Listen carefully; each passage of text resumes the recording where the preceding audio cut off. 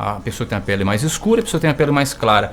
Quais estão mais suscetíveis a ter o câncer em função da pigmentação da pele? Existe isso, doutora? Isso existe. Então, as pessoas que têm o fototipo mais baixo, quer dizer, ela é mais clara, ou de olhos e cabelos claros também, são as pessoas mais suscetíveis e é a população de maior risco hoje, tá? Outra população de maior risco não necessariamente são as pessoas brancas, mas aquelas que apresentam bastante manchas solares na pele, o que significa que já tiveram bastante exposição à radiação solar na vida, tá? Então a gente pode ver bastante gente assim no nosso dia a dia, por exemplo, as pessoas claras que já trabalharam bastante no sol, os ruivos, até mesmo pessoas muito jovens com bastante manchas na pele também são uma população de risco. Ô Maico, doutora Tatiana, à nossa disposição aqui, Maico. Doutora Tatiana, bem-vinda ao estúdio da Band FM. A senhora fala também ao vivo aqui para toda a Brasnorte, né? Uma satisfação tê-la aqui para nos ajudar a falar de um tema tão importante. Doutora, a gente fala muito sobre a exposição ao sol, né? Os horários, né? É sempre um cuidado muito, muito importante que a gente deve ter. Mas é só a exposição ao sol que causa câncer de pele, doutora? Bom dia, Maicon. Olha, essa é uma ótima pergunta. Uma ótima pergunta. É uma das perguntas que eu mais escuto no meu consultório hoje em dia. E isso chama atenção bastante, Maicon, porque a nossa população aqui na região é uma população extremamente exposta à radiação.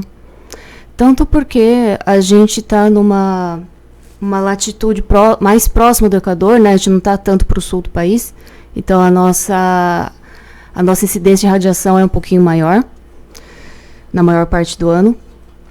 Tanto quanto as pessoas fazem atividade produtiva no ambiente rural, no ambiente exposto, né? No ambiente aberto, e moram em ambientes mais ensolarados, digamos.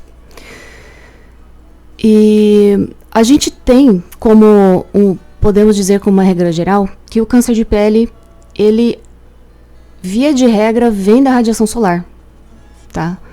É o principal causador, doutora? Ele é o principal causador, exceto quando a pessoa apresenta uma genética muito importante, ou seja, muitas pessoas da família afetadas, ela pode adquirir uma doença genética que predispõe a isso. Ou seja, se uma pessoa já tem na família a questão hereditária aí, né, do problema com câncer e está muito exposta ao sol, os fatores de risco vão se somar. Isso, a pessoa ela vai ter mais chances de ter o câncer de pele. Agora, voltando à pergunta do Michael, não é só a radiação solar que pode causar o câncer de pele, tá? Mas a gente tem a exposição a produtos químicos, por exemplo, defensivos e produtos derivados de petróleo. Porém, esses são infinitamente menores como frequência de causa de câncer de pele hoje. Tá? Eu posso falar assim seguramente que provavelmente menos de 1% ou muito menos que isso. E tem a ver com uma exposição muito grande, né? Pessoas que não usam EPI. Então, que é uma causa mais rara.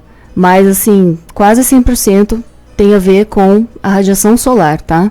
E isso mostra que a gente precisa fazer esse trabalho, igual nós estamos fazendo hoje, para conscientizar as pessoas de que é a radiação solar que tiveram contato ao longo de toda a vida.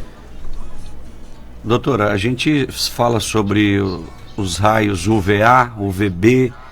Existe um momento adequado do dia, porque o ser humano ele tem que ter o cuidado, né, com a exposição ao sol, mas ele também precisa receber o sol, que a gente sabe que também precisa, né? Existe algum momento do dia que o ser humano pode estar exposto ao sol? Quais são os principais cuidados que ele deve ter com essa exposição? Inclusive a vitamina, né? Vinda do sol, né, doutora? Tomar o sol, determinar a vitamina D, né? Sim, a gente adquire a vitamina D principalmente pela produção através da nossa pele, e isso é estimulado pela radiação UVB, tá certo? Só que essa radiação, a maior parte dela acontece lá entre as 9 e as 15 da tarde, 9 da manhã e 15 da tarde, que é a radiação mais perigosa para a nossa pele. Então, eu tenho que recomendar aqui o consenso da nossa Sociedade de Dermatologia, que também é hoje um consenso também até mesmo da Sociedade de Pediatria, tá? Não é recomendado se expor ao sol propositalmente para adquirir a vitamina D. E isso é curioso, né?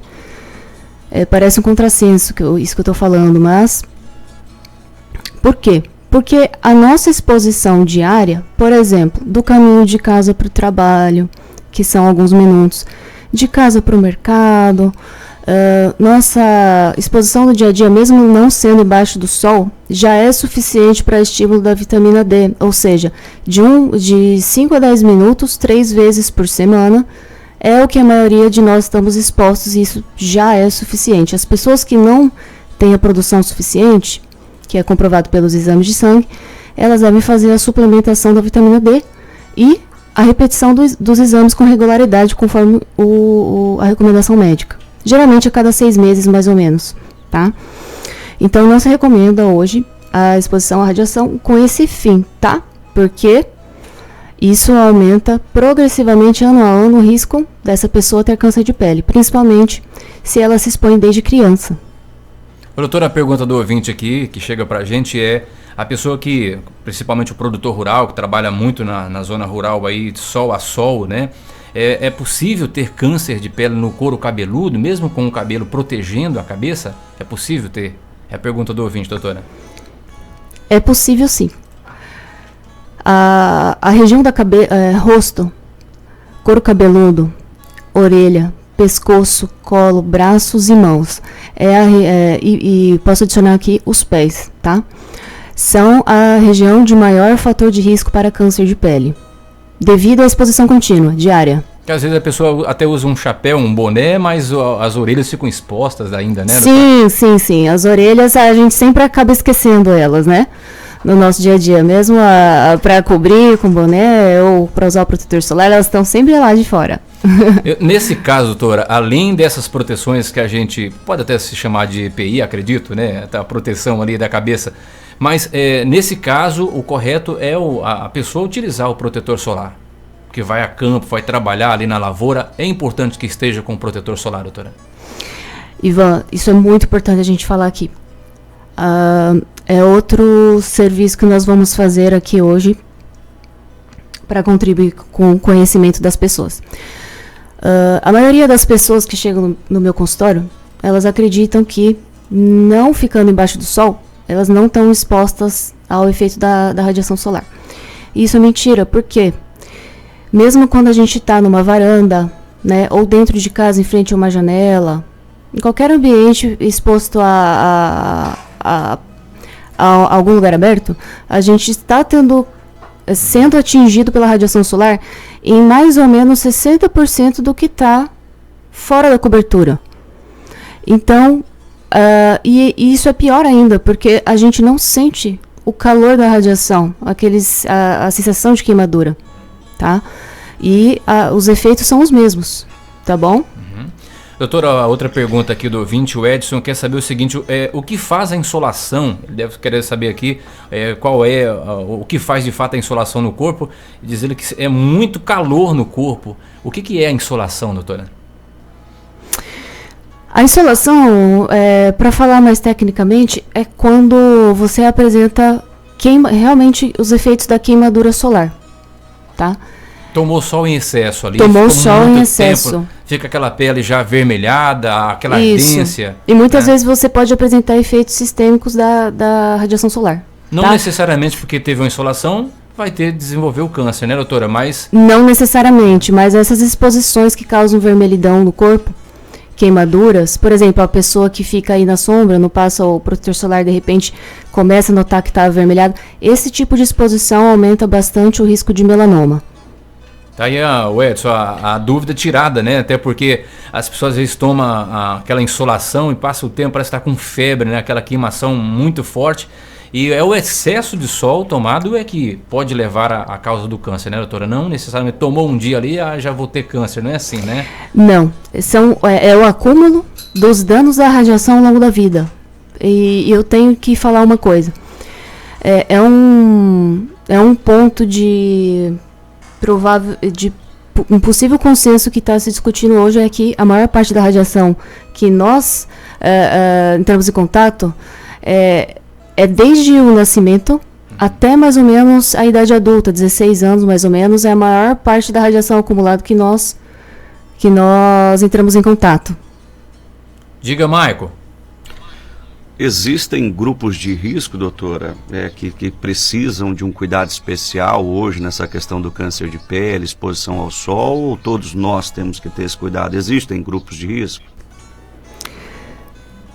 Maicon, todos nós temos que tomar os cuidados, pelo mesmo motivo que eu estava falando. Então, nós temos uma exposição muito grande, desde a infância até a adolescência, e depois, diariamente, na idade adulta.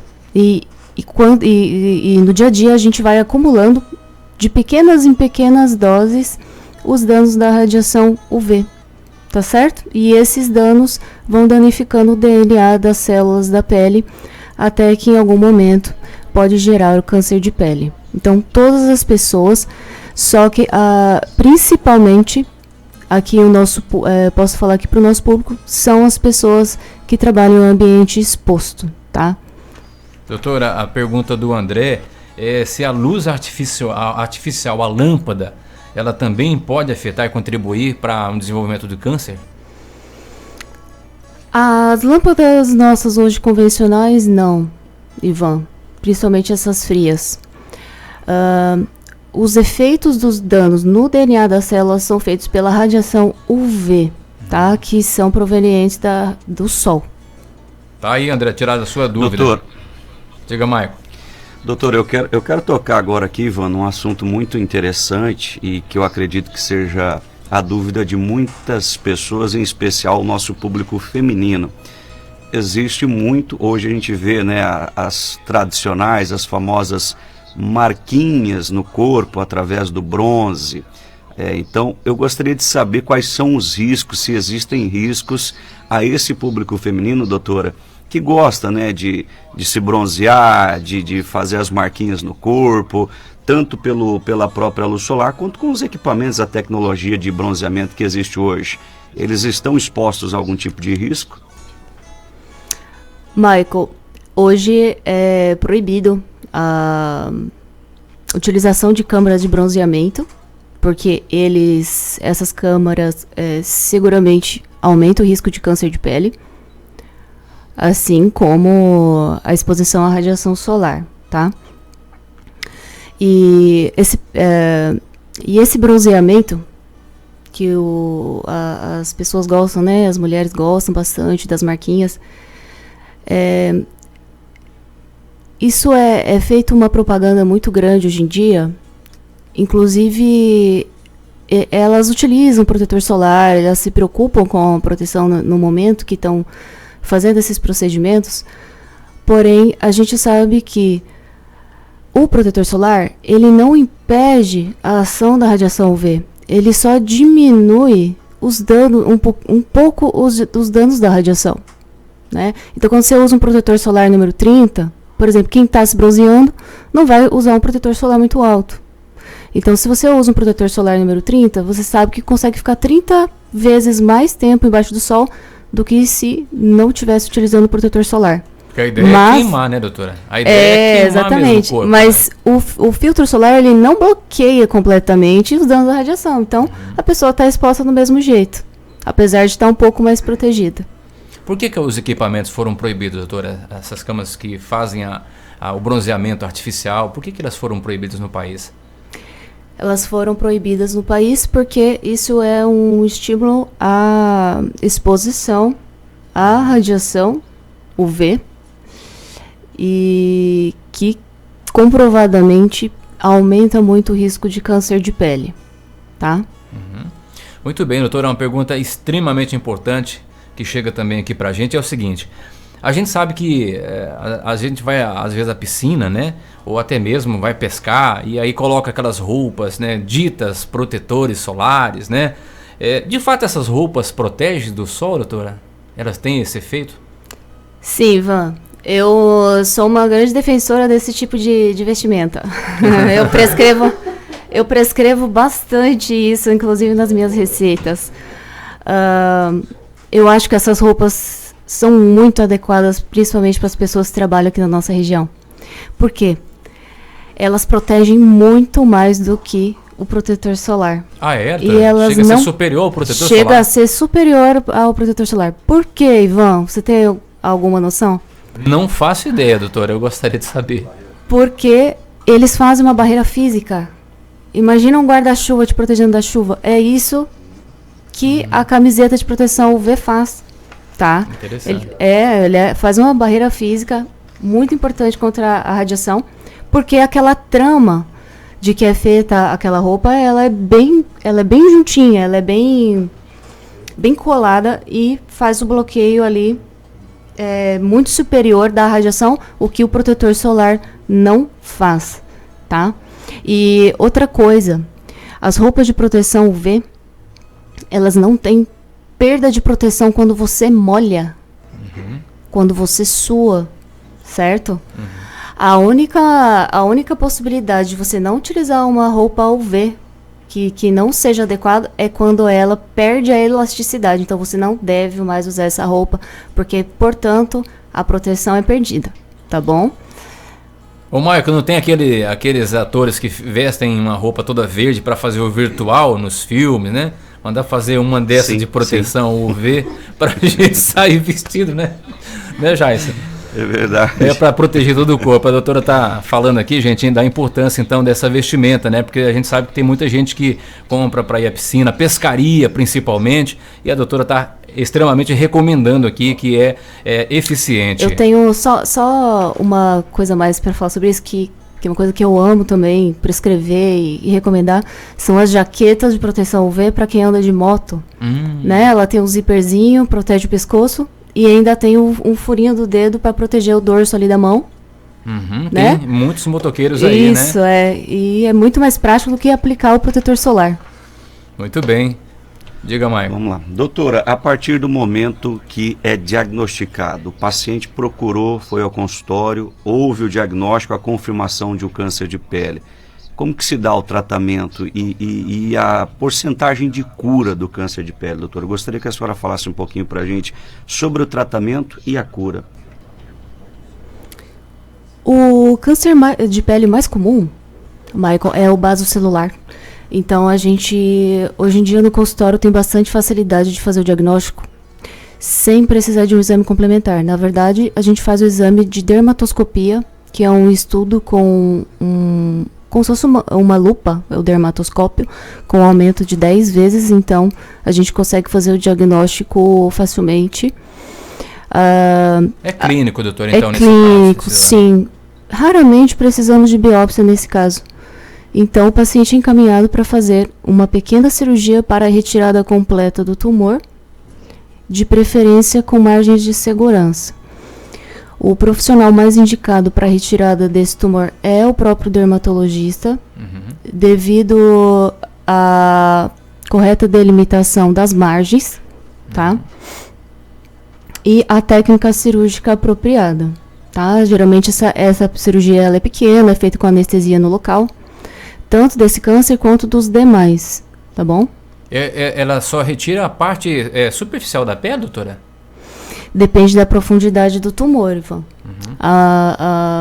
Quando é retirado no início, a maioria está na parte superficial da pele. Porém, quando os tumores são mais antigos, você pega o tumor de 1 ano, 2 anos, 3 anos, tem tumores que a pessoa fica até 10 anos. Então, a gente precisa lançar mão de exames antes de fazer o procedimento cirúrgico. Hoje em dia, a gente está fazendo a ultrassonografia, tá? De alta frequência, até mesmo dentro da sala cirúrgica, para delimitar os limites do tumor. Por exemplo, se ele está invadindo gordura, se ele está invadindo o músculo, a cartilagem, para a gente determinar qual vai ser a correta profundidade e qual vai ser a margem mais adequada. Oi, Maicon. Em todo caso, se faz necessário um procedimento cirúrgico, doutor, ou existe algum tratamento através de medicamentos, pomadas ou coisa dessa natureza? Sempre quando a gente suspeita ou tem certeza do câncer de pele, é igual a tratamento cirúrgico. Antigamente, nós fazíamos cauterizações, shaving, quer dizer, uma raspagem. Hoje não. Hoje em dia o consenso é a retirada cirúrgica completa. E se não tiver sido completa, nós vamos fazer a ampliação das margens, depois de ter conferido a biópsia, tá? Agora, uma situação muito comum, que eu tenho que deixar os ouvintes presentes aqui, são aquelas lesões durinhas, parecem casquinhas, né? Que aparecem em todas as áreas muito expostas. Muita gente aqui tem, principalmente pessoas com um pouco mais de idade e bastante exposição já na vida, que são as ceratoses actínicas. Elas geralmente são avermelhadas ou vermelhas amarronzadas, com aquela casquinha bem durinha em cima. Essas lesões não são câncer de pele, porém, elas são consideradas pré-cancerígenas. Então, essas lesões, nós costumamos fazer um tratamento quimioterápico com alguns tipos de pomadas para resolver essas lesões e elas não gerarem um câncer de pele aí futuramente. Muito bom. Doutora, feito esse procedimento onde é identificado ali na pele do paciente, feito o procedimento cirúrgico, é possível que esse paciente venha a desenvolver em outra região do corpo, por exemplo, venha a aparecer novos cânceres, tirou no braço, aparecer na perna, nas costas, é possível que isso aconteça? A situação mais comum que a gente vê são surgimento de novos tumores, e não outros vindo de metástase do primeiro, tá? Mas, dependendo do estágio do tumor, ele pode espalhar sim, Maicon, tá? Principalmente o carcinoma espinocelular e o câncer de pele do tipo melanoma. Olha, as pessoas estão mandando mensagem, a gente agradece aqui a participação de nossos ouvintes. A Marlene, lá do Distrito de Filadélfia, doutora, está perguntando o seguinte: aqui no meu sítio, costumo trabalhar na minha horta, ela é coberta com sombrite. Será que também prejudica a pele ou protege de alguma forma, doutora? O sombrite é uma tela, uma malha que é colocada sobre a cobertura que ela restringe a passagem do sol. Tem umas com 50%, outras com 70%. Esse tipo de proteção pode ajudar ou não a questão de proteção da pele, por exemplo? Sim, Ivan. Todas as telas solares vão proteger, mas diminuiu a incidência do sol? Já ajuda, sim, já ajuda, mas não vai fazer com que a Marlene não utilize o protetor solar. Então, de qualquer forma, mesmo que esteja trabalhando num local com pouca insolação, mesmo assim, utilize o protetor solar. Sim, sim, com certeza, principalmente porque ela está exposta à luz natural e junto com a luz natural, a gente está sendo atingido pela radiação UV. Tá bom? Tá ótimo. Tá respondido, Marlene. Se você tiver alguma dúvida, manda aí no nosso WhatsApp. Outra pergunta, doutora. É mito ou verdade, doutora, que o câncer no local ele não sente dor? A pessoa que tem uma mancha que é o cancerígena não sente dor. É mito ou é verdade? Isso é verdade. Principalmente no início, ela não causa sintoma nenhum. E mesmo nas fases mais avançadas, às vezes até abre ferida, a pessoa não sente nada. Ela pode se confundir com outra manchinha? Não é ser nada não, sim, né? Uma manchinha aqui. Sim, se confunde bastante, Ivan. Principalmente o basocelular, que ele parece uma verruguinha no começo do tom da pele. E todos os outros podem mimetizar alguma outra manchinha da pele, sim. Doutora, no caso das pessoas idosas, a gente sabe que é natural da pele, né, do organismo, apresentar aquelas manchinhas escuras, né, acinzentadas ou pretas, em função da pele, né, da idade. Nesse caso, seria interessante que essas pessoas procurassem um profissional, um especialista, porque podem aparecer manchas que elas podem confundir essa pessoa, achar que é uma mancha normal e não é. Isso mesmo, Ivan. Eu recomendo a todas as pessoas que são muito manchadinhas passarem por avaliação, pelo menos um check-up, para ter alguma orientação. Pelo menos uma vez por ano, doutora? Pelo menos uma vez por ano. Principalmente as que já tiveram câncer de pele. Tá? Ou alguém da família, né, doutora? Ou alguém da família. Os pacientes idosos que têm bastante manchinha, às vezes elas são até meio grossas. Muitas são manchas inofensivas. Tá? Mas a pessoa ela precisa passar por uma avaliação para ser melhor orientada, tá? Até porque se surgir alguma de padrão diferente, ela saber diferenciar uma coisa da outra. Tá certo. Maico, alguma dúvida aí, Maico? Tá me ouvindo, Maico? Oi, Ivan, agora sim. Oi, agora sim, estou te ouvindo. Doutora, para a gente esclarecer, né, quais são as recomendações, as principais recomendações que a doutora pode oferecer para que as pessoas realmente possam ter essa atenção, esse cuidado para não vir a desenvolver um câncer de pele no futuro? As principais recomendações são o seguinte: a gente precisa mudar um pouco nossa cultura da nossa relação com o sol. A gente precisa acostumar a estar utilizando o protetor solar desde criança, tá? A partir dos 6 meses de idade já é possível a utilização dos protetores nas crianças, tá? Então, como a maior parte da radiação a gente adquire até a idade adulta, depois a gente continua adquirindo, é importante a gente educar, acostumar as crianças a estar se protegendo, tanto fisicamente, com camiseta de proteção solar, bonés, o filtro solar, principalmente nas áreas de alto risco, né, que é rosto, pescoço, colo, orelhas, os braços, as mãos, tá? Os pés, desde jovem e chegar na idade adulta já com esse hábito. Essa é a principal forma de proteção, tá bom? Não se expor à radiação nos horários mais quentes. Então, se a pessoa trabalha num ambiente exposto, escolher os horários com menos sol para trabalhar fora e escolher os horários com maior radiação para se proteger da exposição direta, tá bom? Olha, eu fiz uma rápida pesquisa aqui, doutora, sobre quando é que se criou, né, o primeiro protetor solar, em 1944, ali no auge da Segunda Guerra Mundial, quando os soldados voltavam da guerra, precisavam, né, porque estavam muito queimados, aí criaram então, conseguiram produzir o protetor solar. Eu imagino antes do protetor solar como é que as pessoas viviam, né, em relação a esses problemas de pele, e a evolução que hoje nós temos também, né, doutora? Com a formação dos dermatologistas, com as especialidades, os equipamentos de última geração, e a informação hoje está mais presente na vida das pessoas também, né? Isso contribui também para evitar e diminuir a incidência de câncer no país, né, doutora? Ah, sim, com certeza, Ivan.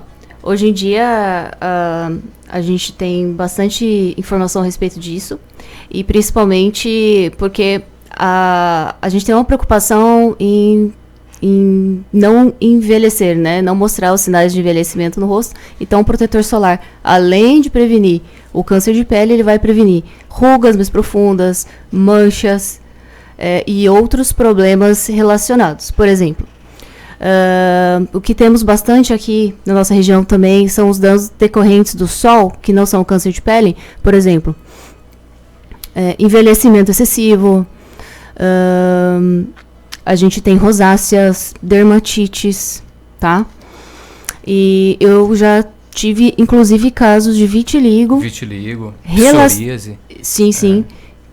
Mas até mesmo casos de vitiligo relacionados à queimadura solar, tá? Aí, então, nós temos temas para muita coisa para falar aqui com a doutora Tatiana, né? E outras oportunidades para a gente falar de outras doenças da pele, né, Maico? E a proteção da pele de uma forma em geral. Diga, Maico. Só uma última dúvida aqui com a doutora Tatiane. Doutora, quem tem câncer de pele tem predisposição para outros tipos de câncer ou não tem nada a ver? Via de regra, Michael, não tem nada a ver. Mas, dependendo do histórico da família, isso pode acontecer sim. Tem algumas síndromes que várias pessoas da família apresentam muitos tipos de câncer diferentes, né? Quase todas as pessoas da família vão apresentar ou um câncer de intestino, câncer de mama. Quando o histórico é muito importante, a chance pode aumentar sim, com relação a câncer de pele, tá? Se a pessoa faz tratamento, por exemplo, de quimioterapia, ela também tem uma chance maior de adquirir o câncer de pele devido à imunidade estar mais baixa.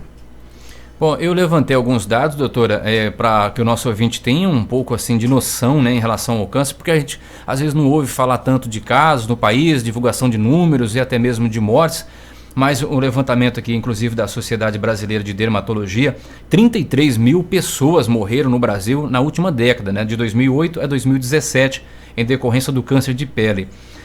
Também informação importante que o câncer de pele é o tipo da doença mais incidente no Brasil e segundo a Sociedade também Brasileira de Dermatologia, mais de 170 mil novos casos são descobertos a cada ano. né? Então é importante, como a gente disse aqui, que as pessoas tenham informação para poder se cuidar, se proteger dia a dia, aí, indo ao trabalho, ou indo à praia, ou indo à beira de um rio, né? A praticar atividades esportivas em horário que o sol está muito quente, que as pessoas possam de fato se proteger, né, doutora? Bom, Ivan, gente, pode concluir, doutora. Só para concluir agora esse bloco, eu queria dizer que não só é importante se expor quando você for fazer uma atividade de lazer ou de trabalho, mas no dia a dia mesmo, que é o que vai contribuir para o câncer de pele, é o dia a dia.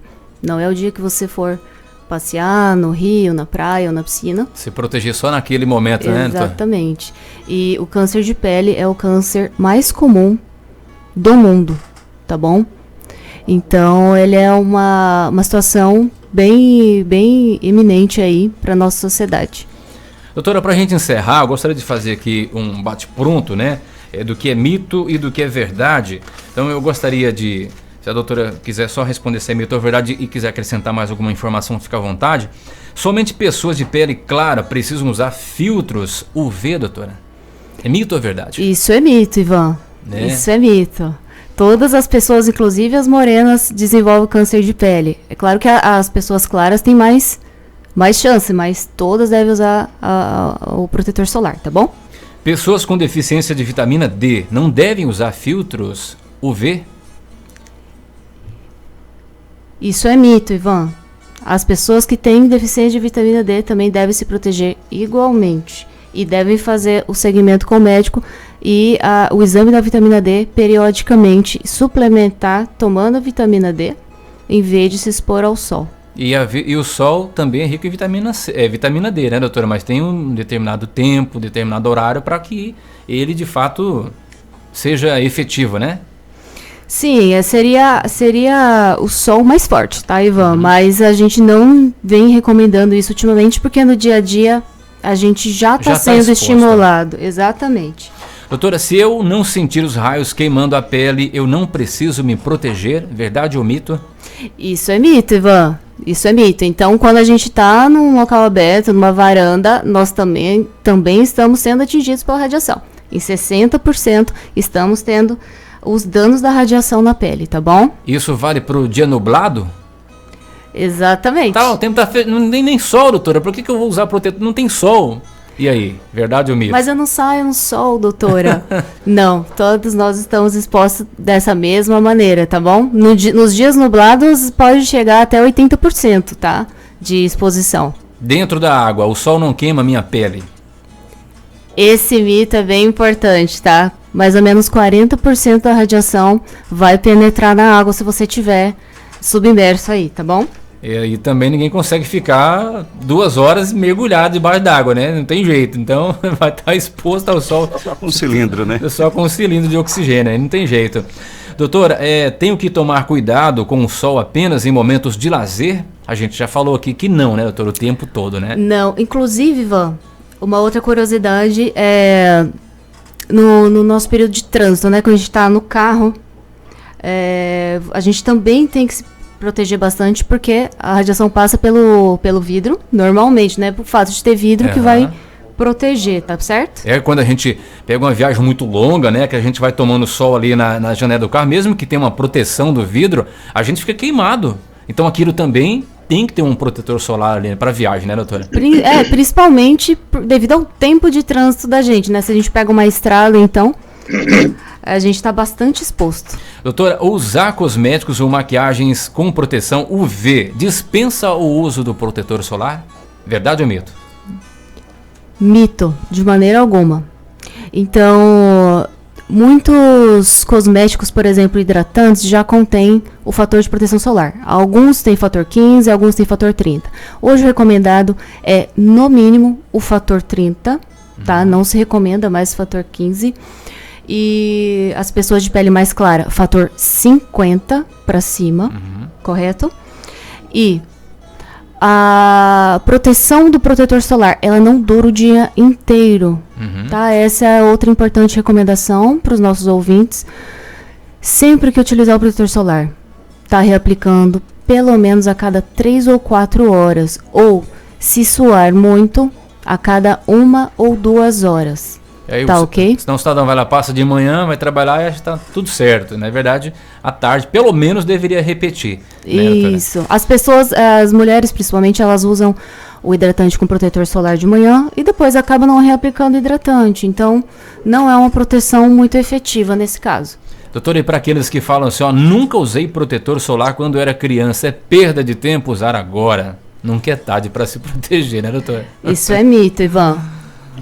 Sempre quando você começar, você vai estar ajudando a prevenir. Inclusive, pessoas que já têm o dano acumulado, é importante, por exemplo, aquelas casquinhas, aquelas ceratoses, vai ajudar a prevenir, sim, mesmo quando está nesse estágio, tá? Em lugares frios, doutora, e com neve, não precisa usar protetor solar? Isso é um grande mito. Por quê? Quando a gente está num lugar frio e não sente a pele queimada do sol, isso daí é um fator pior ainda, porque a gente fica mais tempo exposto no local descoberto, certo? Então a gente acumula mais os danos também. Daquela falsa sensação que está protegido, né? Exatamente. Na verdade, aí acaba tomando mais ainda. E no caso das pessoas que vivem ali na neve, é pior ainda porque tem a radiação que é refletida pela neve, tá? Aí a última pergunta, doutora, se é verdade ou mito, protetor solar em cápsula, eu nunca tinha ouvido falar. Você tem protetor solar em cápsula?